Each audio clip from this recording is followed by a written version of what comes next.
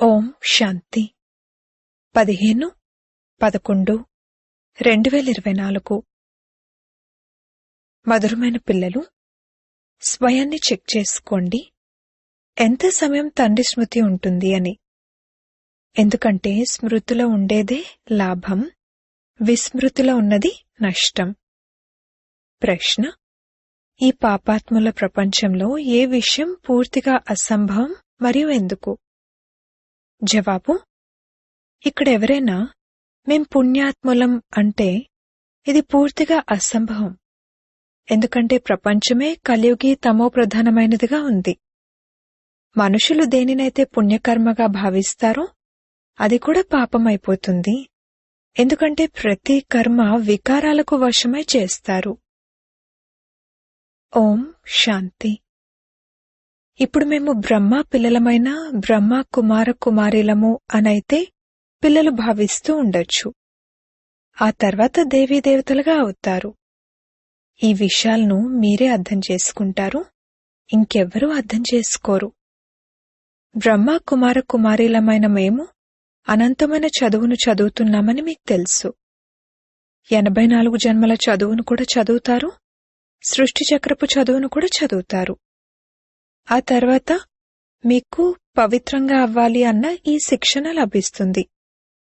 ఇక్కడ కూర్చుని పిల్లలైన మీరు పావనంగా అయ్యేందుకు తండ్రిని తప్పకుండా స్మృతి చేస్తారు.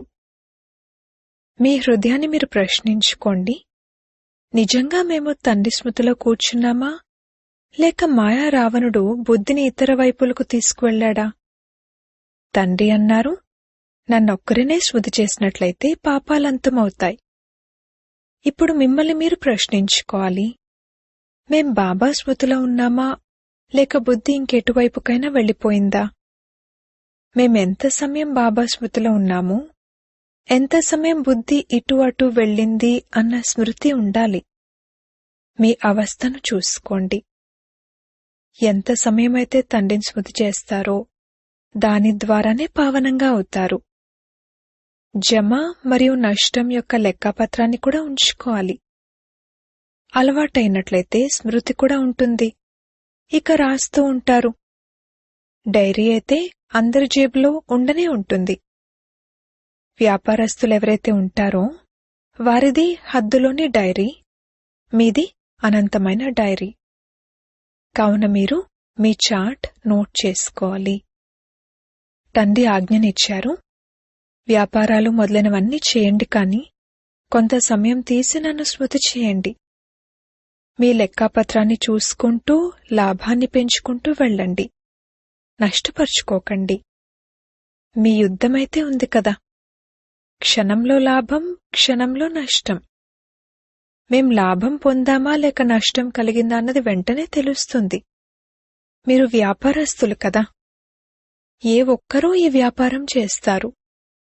స్మృతి ద్వారా లాభముంది, విస్మృతి ద్వారా నష్టముంది. ఇది మిమ్మల్ని మీరు పరిశీలించుకోవాలి. ఎవరికైతే ఉన్నత పదవిని పొందేదుందో వారికి మేము ఎంత సమయం విస్మృతిలో ఉన్నామో చూడాలి అన్న తపన ఉంటుంది. ఆత్మలమైన మనందరికీ తండ్రి పతిత పావనుడు అనైతే పిల్లలైన మీకు తెలుసు. వాస్తవానికి మనం ఆత్మలము. మన ఇంటి నుండి ఇక్కడికి వచ్చాము. ఈ శరీరాన్ని తీసుకుని పాత్రను అభినయిస్తాము. శరీరం వినాశి, ఆత్మ అవినాశి. సంస్కారాలు కూడా ఆత్మలోనే ఉంటాయి. బాబా అడుగుతారు, హే ఆత్మ, గుర్తు తెచ్చుకో, ఈ జన్మలో చిన్నతనంలో తప్పుడు పనులేమీ చేయలేదు కదా, గుర్తు తెచ్చుకో. 3-4 సంవత్సరాల వయసు నుండి జరిగినవైతే గుర్తుంటాయి. నేను బాల్యాన్ని ఎలా గడిపాను, ఏమేం చేశాను, ఏ విషయమూ మనసు లోపల తినడం లేదు కదా, గుర్తు తెచ్చుకోండి. సత్యుగంలో పాపకర్మలే ఉండవు, కావున ఏమీ అడగాల్సిన అవసరమే ఉండదు. ఇక్కడైతే పాపాలు తప్పకుండా జరుగుతాయి. మనుషులు వేటినైతే పుణ్యకర్మలుగా భావిస్తారో అవి కూడా పాపాలే. ఇది ఉన్నదే పాపాత్ముల ప్రపంచం. మీ ఇచ్చిపుచ్చుకోడాలు కూడా పాపాత్ములతోనే ఉన్నాయి. పుణ్యాత్ములు ఇక్కడ లేనే లేరు.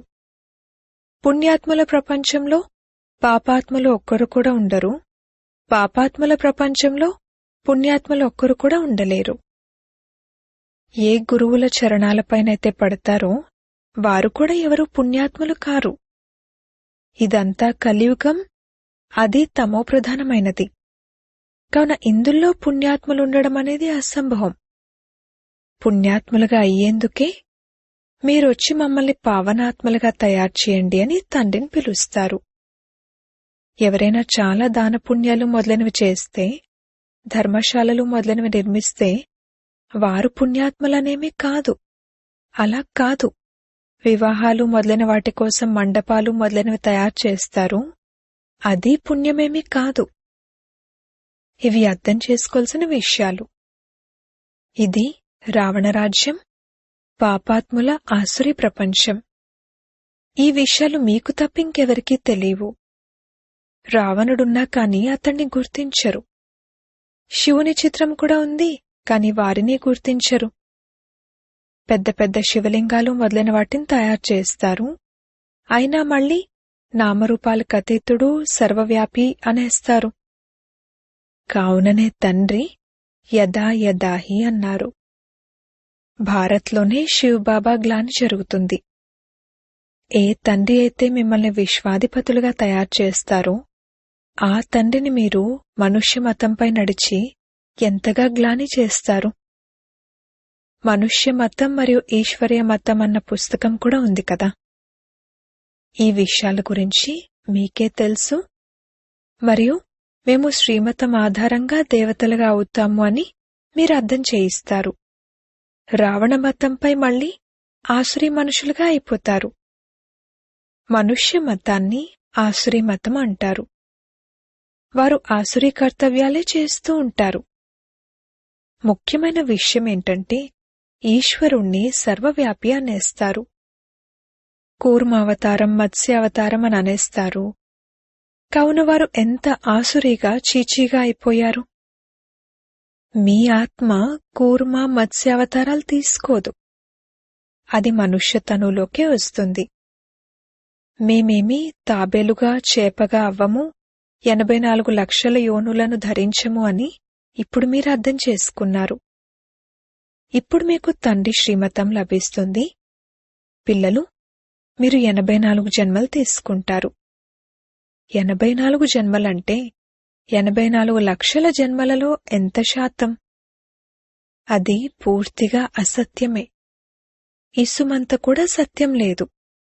దీని అర్థాన్ని కూడా అర్థం చేసుకోవాలి. భారత్ పరిస్థితి ఎలా ఉందో చూడండి. భారత్ సత్యఖండంగా ఉండేది. దానిని స్వర్గమనే అనేవారు. అర్ధకల్పం రామరాజ్యం, అర్ధకల్పం రావణరాజ్యం. రావణరాజ్యాన్ని ఆసురీ సాంప్రదాయం అంటారు. ఇది ఎంత కఠినమైన పదం. అర్ధకల్పం దేవతల రాజ్యం కొనసాగుతుంది. Laxminarayan the first, the second, the third అని అంటారని తండ్రి అర్థం చేయించారు. ఉదాహరణకు Edward the first, the second అని ఉంటారు కదా. మొదటి తరం, ఆ తర్వాత రెండో తరం, అలా కొనసాగుతూ ఉంటుంది. మీది కూడా మొదట సూర్యవంశీ రాజ్యం ఉంటుంది, ఆ తర్వాత చంద్రవంశీ రాజ్యం ఉంటుంది. తండ్రి వచ్చి డ్రామా రహస్యాన్ని కూడా బాగా అర్థం చేయించారు. మీ శాస్త్రాలలో ఈ విషయాలు లేవు. కొన్ని శాస్త్రాల్లో కొన్ని వాక్యాలున్నాయి, కాని ఆ సమయంలో ఎవరైతే పుస్తకాలు తయారు చేశారో వారేమీ అర్థం చేసుకోలేదు. బాబా కూడా బెనారస్కు వెళ్లినప్పుడు ఆ సమయంలో వారికి ఈ ప్రపంచం మంచిగా అనిపించేది కాదు. అక్కడ మొత్తం గోడలపై గీతలు గీస్తూ ఉండేవారు. తండ్రి ఇవన్నీ చేయించేవారు, కాని ఆ సమయంలో నేను చిన్నపిల్లవాణ్ణి కదా, పూర్తిగా అర్థమయ్యేది కాదు. నా ద్వారా ఇది చేయించేవారెవరో ఉన్నారు అని మాత్రం అనిపించేది. వినాశనం చూసినప్పుడు లోపల సంతోషం కూడా ఉండేది. రాత్రివేళ పడుకున్నప్పుడు కూడా ఎగురుతూ ఉన్నట్లుగా ఉండేది, కాని ఏమీ అర్థమయ్యేది కాదు. అలా అలా గీతలు గీస్తూ ఉండేవాడిని. ఏదో శక్తి ప్రవేశించింది. నేను ఆశ్చర్యపోయేవాణ్ణి.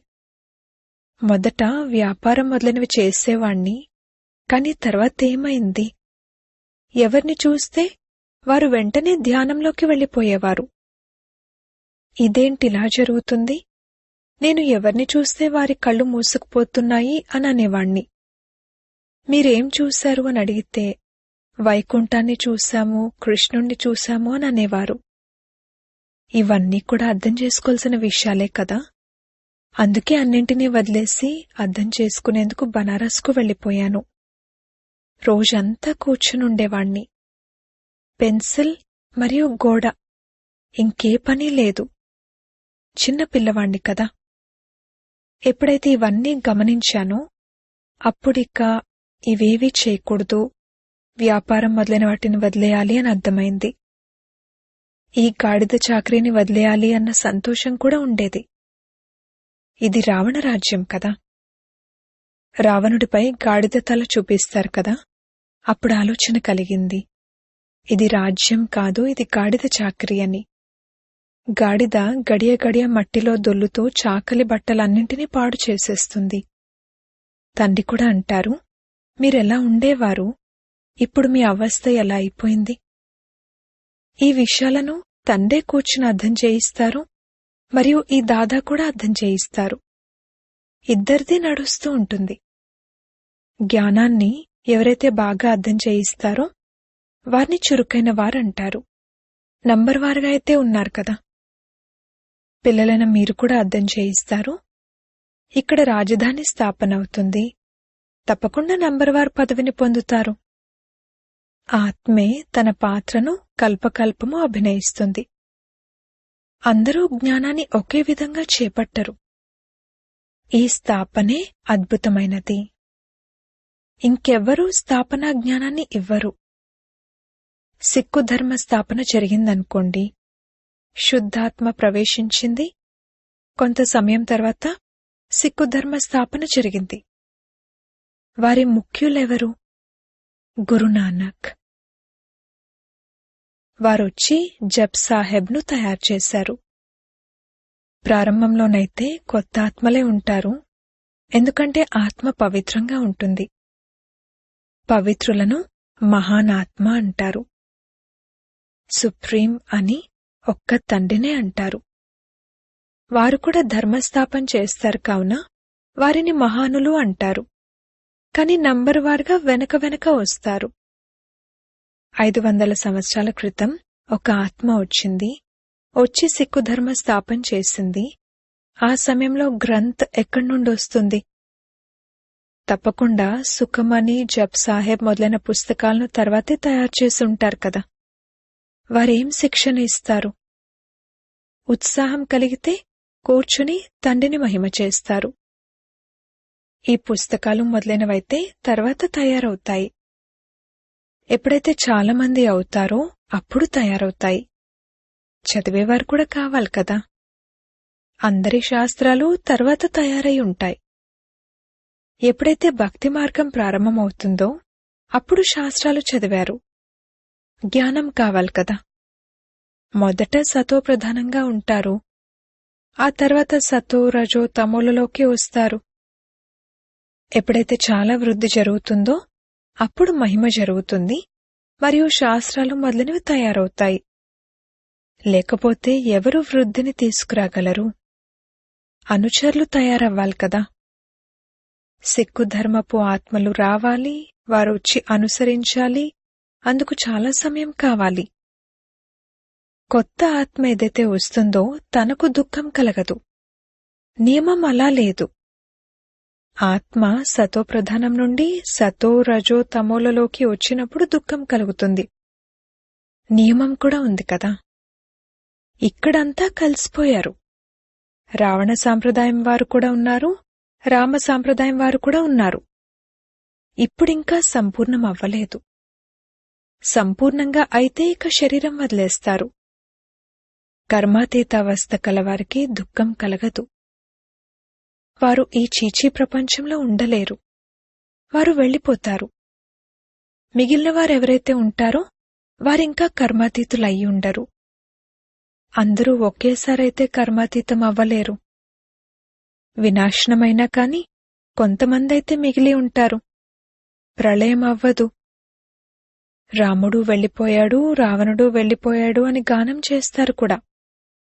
రావణుని పరివారం చాలా పెద్దది. మన పరివారమైతే కొద్దిమందిదే. అక్కడెన్ని ధర్మాలున్నాయి. వాస్తవానికి అన్నింటికన్నా పెద్దదిగా మన పరివారం ఉండాలి. ఎందుకంటే దేవీదేవత ధర్మం అన్నింటికన్నా ముందు వచ్చిన ధర్మం. ఇప్పుడైతే అందరూ కలిసిపోయారు కావున క్రిస్టియన్లు ఎంతోమంది అయిపోయారు. మనుషులు ఎక్కడైతే సుఖాన్ని చూస్తారో, పదవిని చూస్తారో, వారు ఆ ధర్మానికి చెందినవారుగా అయిపోతారు. పోప్ ఎప్పుడెప్పుడైతే వస్తారో అప్పుడు ఎంతోమంది క్రిస్టియన్లుగా అవుతారు. ఇక వృద్ధి కూడా ఎంతగానో జరుగుతూ ఉంటుంది. సత్యుగంలో అయితే ఒకే కొడుకు ఒకే కూతురు ఉంటారు. ఇంకే ధర్మంలోనూ ఇటువంటి వృద్ధి జరగదు. ఇప్పుడు చూడండి, అందరికన్నా క్రిస్టియన్లు చురుగ్గా ఉన్నారు. ఎవరైతే ఎంతోమంది పిల్లలకు జన్మనిస్తారో వారికి బహుమానం లభిస్తుంది. ఎందుకంటే వారికి మనుషులు కావాలి కదా, తద్వారా మిలిటరీలోని సైన్యానికి ఉపయోగపడతారని. వారంతా క్రిస్టియన్లే.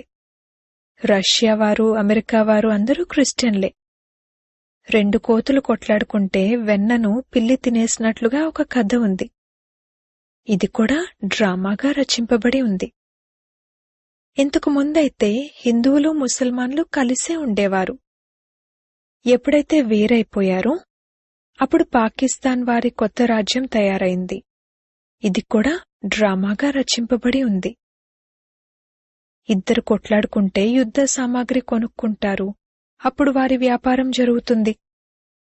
వారి ముఖ్యమైన వ్యాపారం ఇది.